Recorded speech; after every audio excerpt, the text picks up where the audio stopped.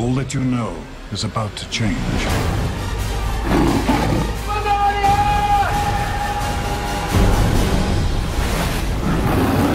Welcome to Question Entertainment. I'm Christopher Willett. And I'm Abby Rooney, and today we're talking about...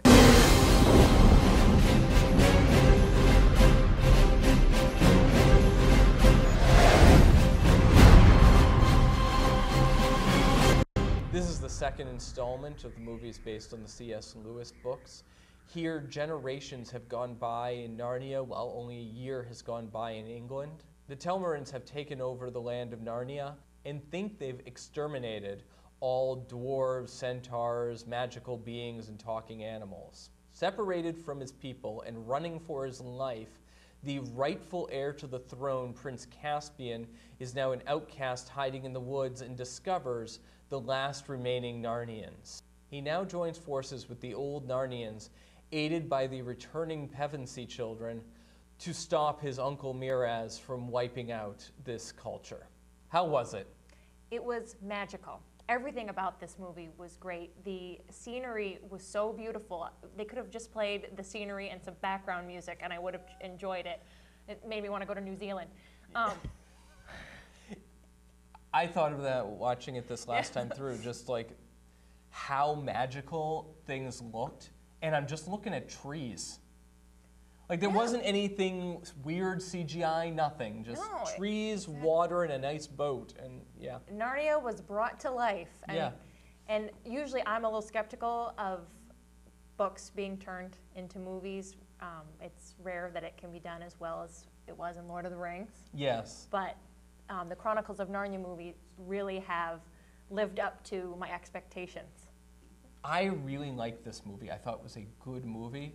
I don't think it was anywhere near as good as the book, and I don't even think it was as good as the first movie. It was definitely not as good as the first one. Okay. Nothing tops The Lion, the Witch, and the Wardrobe. This is where you become a book snob, and I will fully admit this. If you change the book and it works, I don't care. But every part that didn't work for me in this movie was something that they changed from the book. And the fact that they changed it pointed it out even more to me. So when it fell flat, I found the little relationship between Susan and Prince Caspian annoying and distracting. I liked it. Okay. I've never been a teenage girl. I don't know if that changes it. I liked it. I liked that they added a little bit of romance to it. They added some comedy to it. There were some really funny scenes. Though I think Reepicheep, just in general, is one of C.S. Lewis's funniest characters, and he is brilliant. But even with that, when he has the discussion about his tail, and he starts going into this thing about it's good for balance, that just not only seemed contradictory to the character up to that point in the movie, it was contradictory to the more developed character in the books. I don't think I was as picky about the movie matching up with the book because I haven't read it for so long, and I only read it maybe 1 or 2 times, whereas like with The Lion, the Witch, and the Wardrobe, I've read it more times than I could even count. Yeah. It's been a while since I've read the first one, but I know the romance wasn't there. Right. And I do have a particular, like, Reepicheep was the reason I wanted to see this movie. And still, after seeing this, I would pay a lot of money to see Reepicheep and his men go, like, 15 minutes with the chipmunks. That would be interesting. I thought the effects were excellent once again. The lion is amazing. There's a lot of great things. I would have liked a little more character development. Trumpkin the dwarf is the only one who's really developed, where I think the badger is a lot more interesting. Reepicheep could have had more time. And though I thought it was cool that they knocked down those pillars and dropped the land, and I would have given that up to have some more time getting to know the characters. And I certainly would have given up the attack on the castle. Though maybe this was just the problem. I'd read the book, I knew the scene wasn't in the book, so I knew nothing could come of it. Right. They weren't going to kill the king, they weren't going to rescue anybody, they weren't going to gain anything from going there. It did fit with the theme, but... And it added a little more drama. Yeah, where in the first more movie... action.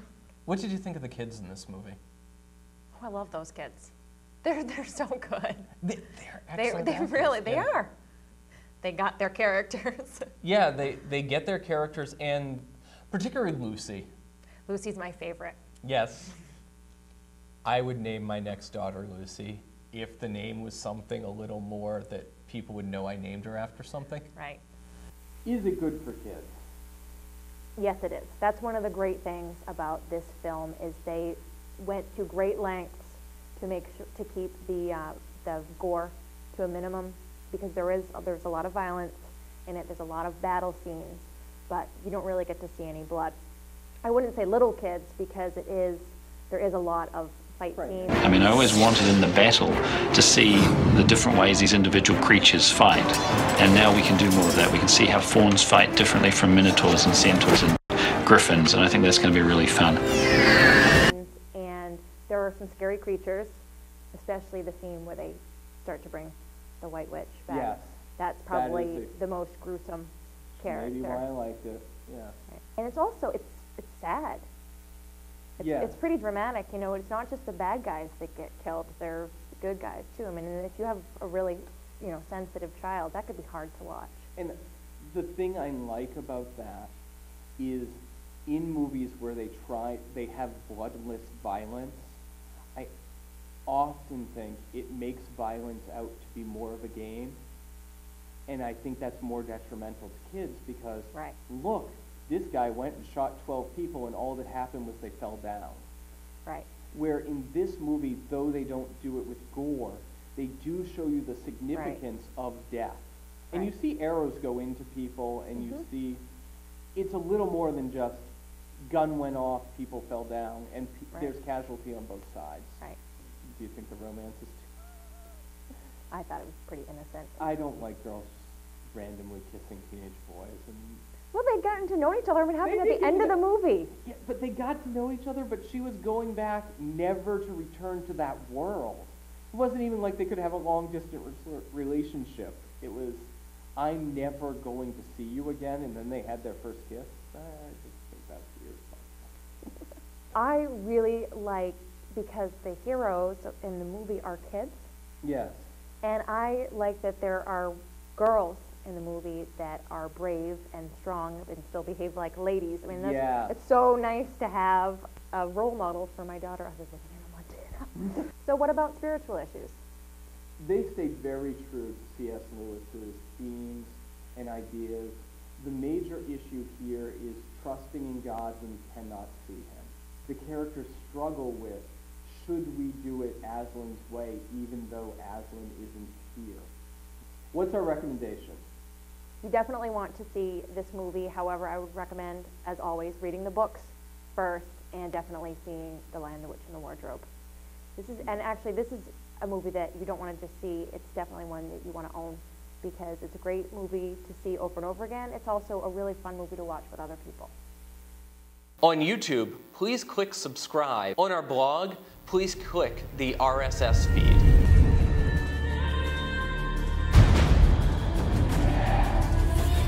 I think it's time we found out what went on here.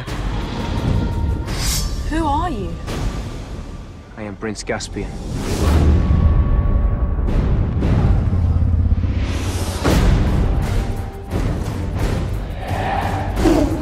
You may find Narnia a more savage place than you remember.